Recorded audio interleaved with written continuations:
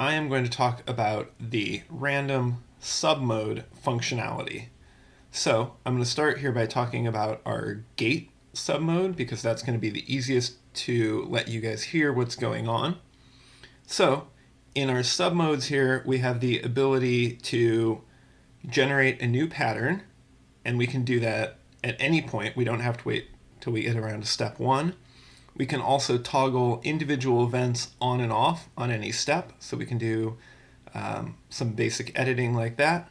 We have the ability to adjust your probabilities that any step is going to contain a particular event, up or down, and we also have the ability to exclude any of these steps here from being randomized. So we can set our event on or off, and then we can exclude that from randomization.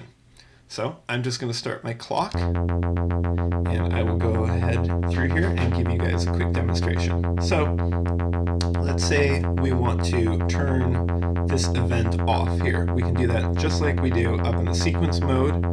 We're going to do shift and event here, so button 1, and you'll see now we have toggled our gate off.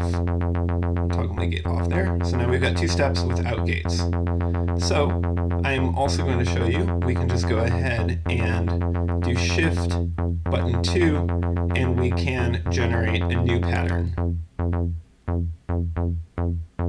And we can do that over and over again as fast as we want until we come up with something that we like. This new pattern that is created is based on the probabilities that we can set using buttons 3 or 4 here. Button 4 increases the probability, button 3 decreases the probability. And actually, another cool thing is that this keeps the same pattern in here.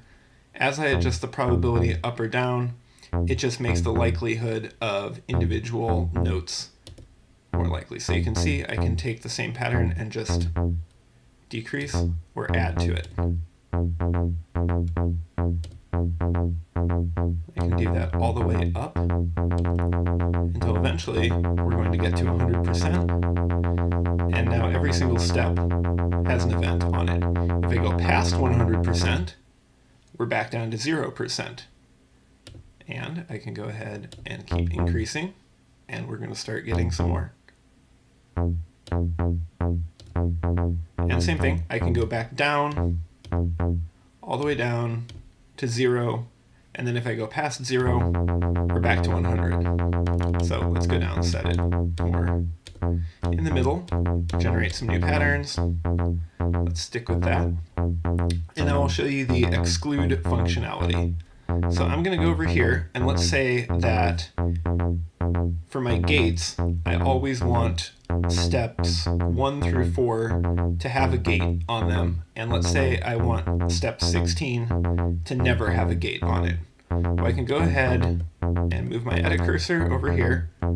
Step 2, I'm going to toggle an event on there. I'm going to do the same thing for step 3.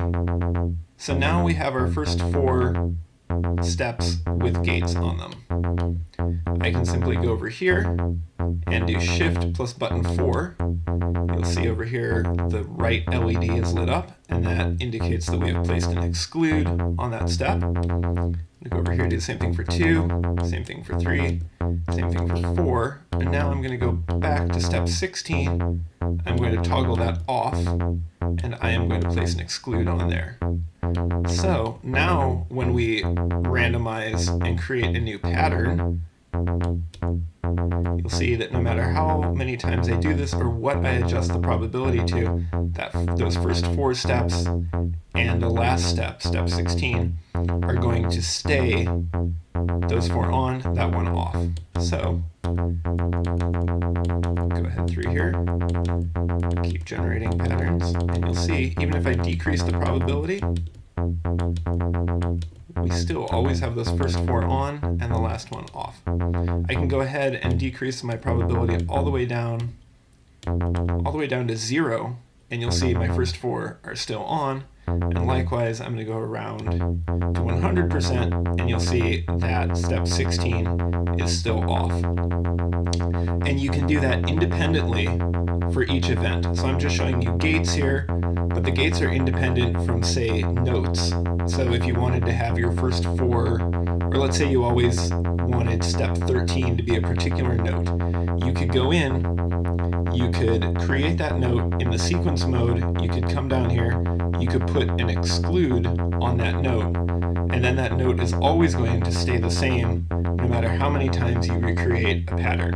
And you can do that for all 16 steps if you wanted, or none. So I'm going to show you also, we can go ahead and simply get rid of those really quickly by doing the exclude all down here. So I'm going to move my cursor over here. You can see that shows an exclude. I'm going to do Shift, button 3, and now that has cleared out all of the excludes for this particular event. So we have none there. Step 1, no exclude. Step 2, same thing. Step 3, same thing. Step 4. So they should all be gone. Now if I go ahead and create a new pattern here, decrease my probability, you can see we've already come up with one where we're missing those 2, and that one is on. So now we're just back to purely based on the probabilities that are set here, whether or not those steps get an event or not. Okay, so that pretty much sums up the submodes here